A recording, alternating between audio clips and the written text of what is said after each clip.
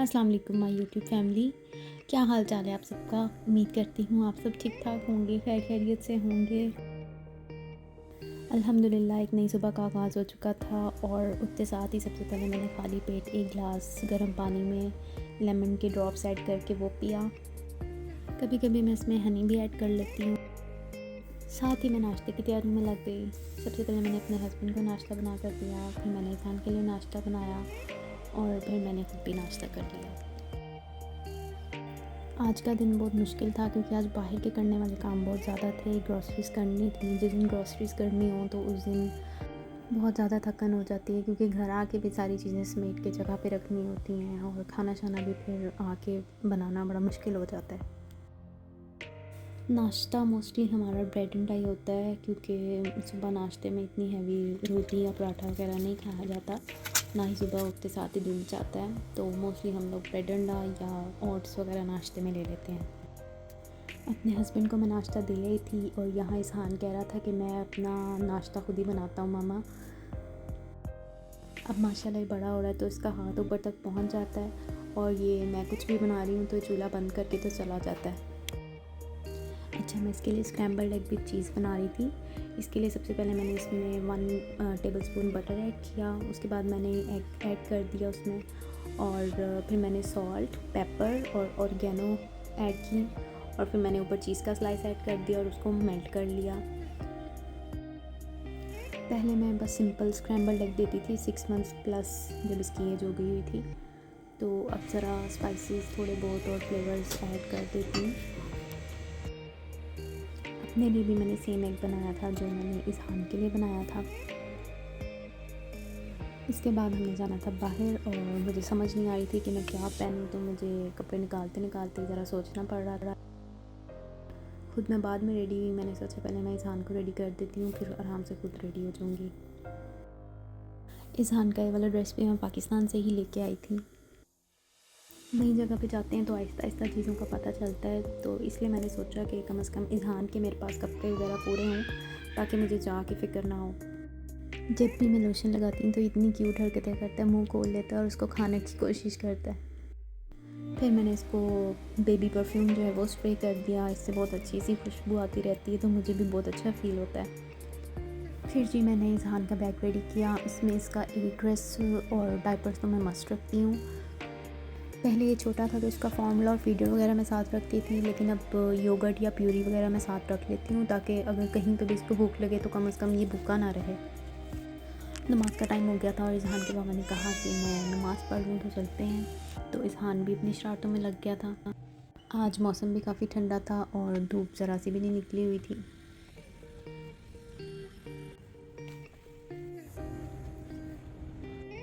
साथ साथ आप इधर के अच्छे अच्छे व्यूज़ इंजॉय करें।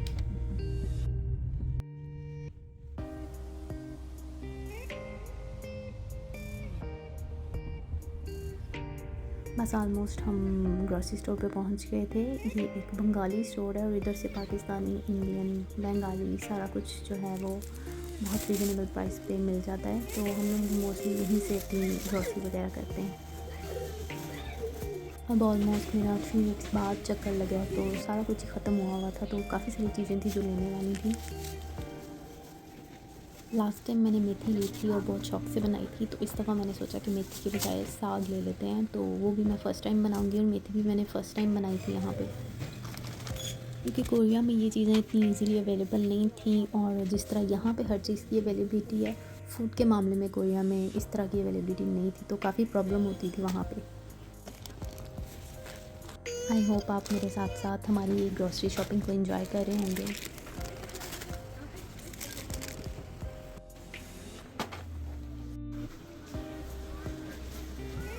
यहाँ पे शॉपिंग कंप्लीट हो गई थी। अब टाइम था बिल वगैरह करवाने के बाद वापस जाने का, और मैंने आज डॉलर ट्री और एडी भी जाना था क्योंकि उधर से भी काफ़ी चीज़ें थी जो लेने वाली रहती थी। फिर वीकडेज़ में कभी मेरे हस्बैंड घर होते हैं, कभी नहीं होते हैं और स्पेशली मुझसे भी निकला नहीं जाता, तो मैंने कहा कि अभी हम निकले हुए हैं तो जो जो कुछ रहता है वो लेते ही जाते हैं। इज़हान का ये सोने का टाइम होता है और हम बाहर निकले मुझे तो वो सो नहीं सका, तो वो गाड़ी में फिर सो गया था। अच्छा, मैंने अपना पहला व्लॉग जो बनाया था उसमें मुझे कुछ चीज़ों का आइडिया नहीं था। फॉर एग्ज़ाम्पल कैमरा किस तरह से पकड़ना है, इसकी डायरेक्शन क्या होनी चाहिए, वीडियो किस तरह शूट करनी है। तो आहिस्ता आहिस्ता जब इंसान कोई काम स्टार्ट करता है तो फिर ही वो सीखता है। अच्छा, आप लोग भी मुझे सजेशंस दिया करें और जो मेरे फ्लॉज़ होते हैं उनका मुझे बताया करें, ताकि मैं आपके लिए बेहतर से बेहतर कंटेंट बनाने की कोशिश करूँ। डॉलर ट्री से शॉपिंग कंप्लीट करने के बाद अब हम एलडी में घुस गए थे और फटाफट से वहाँ से अपनी सारी चीज़ें कंप्लीट की।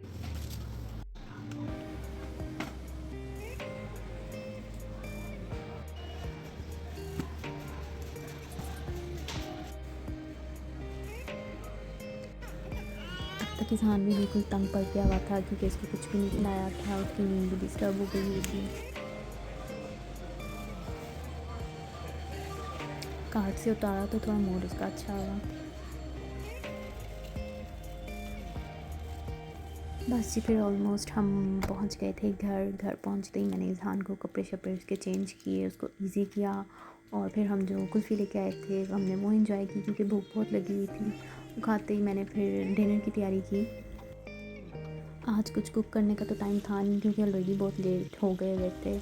तो मैंने ये चपली कबाब पहले के बना के फ्रीज़ किए हुए थे। मैंने सोचा आज इनको निकाल लेते हैं, इनके साथ नान खा लेंगे। अब नेक्स्ट टाइम जब मैं ये बनाऊंगी तो इनकी रेसिपी भी आपके साथ शेयर करूंगी। मेरे हस्बैंड को बहुत पसंद है ये। और साथ ही वही पिछली दफ़ा वाला मैंने अपना फेवरेट सैलेड बनाया, लेकिन आज मैंने इसमें मेवे भी ऐड किए हैं क्योंकि आज मैंने ले लिए थे। वैसे तो इन चपली कबाबों का साइज़ बहुत बड़ा था जब मैंने फ्राई के लिए डाले थे, लेकिन ये फ्राई होकर श्रिंक हो जाते हैं तो इसलिए मैं हमेशा बड़े बड़े कबाब बनाती हूँ।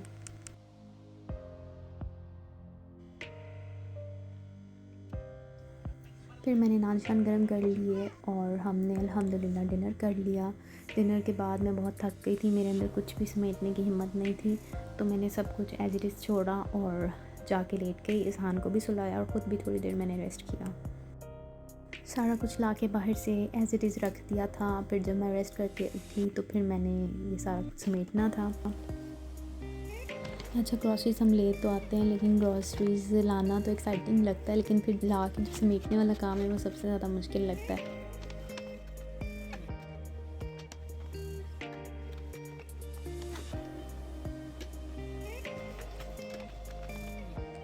मैंने चीज़ों को निकाल के कैटेगराइज़ कर दिया था। जो चीज़ें कमरे में रखने वाली थी वो मैंने अलहदा रख दी थी, जो किचन की शेल्फ्स में रखने वाली थी वो मैंने अलहदा रख दी थी, और फ्रिज वाली भी मैंने फ्रिज के पास नीचे रख दी थी।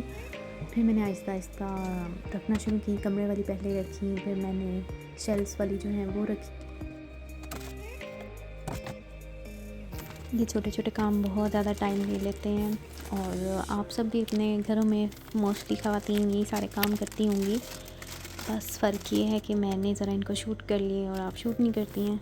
तो मैं भी इसी तरह लोगों के व्लॉग्स देखती होती थी, तो इसी से मुझे इंस्पिरेशन मिली कि चलो मैं ख़ुद भी स्टार्ट करती हूँ, मैं क्यों नहीं कर सकती।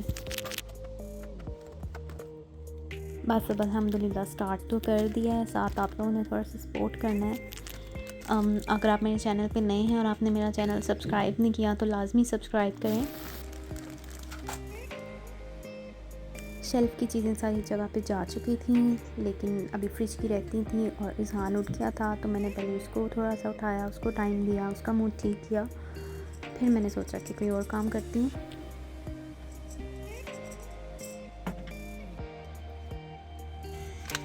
फ्रिज में जगह बनाने के बाद मैंने सारी चीज़ों को फ्रिज में रख दिया और यहाँ मेरा काम हुआ वाइंड अप। अब मेरे पास करने के लिए कुछ नहीं था, तो करने के लिए तो था खैर बहुत कुछ, पर करने का मूड नहीं था, इसलिए मैंने रेस्ट किया। और फिर लेट नाइट हो गई हुई थी और मेरे हस्बैंड काफ़ी लेट आए, उनको भी भूख लग गई हुई थी और मुझे भी दोबारा भूख लग गई थी। हमने सोचा एक और डिनर कर लेते हैं। शामी कबाब तो मैंने पहले से बना के फ्रीज़ किए हुए थे और बर्गर भी मेरे पास पड़े हुए थे, तो मैंने सोचा बर्गर बना लेते हैं। असल में हमने खाना आके 6 बजे खाया था और ये ऑलमोस्ट 11 से 12 का टाइम था, तो तब तक भूख लग ही जाती है।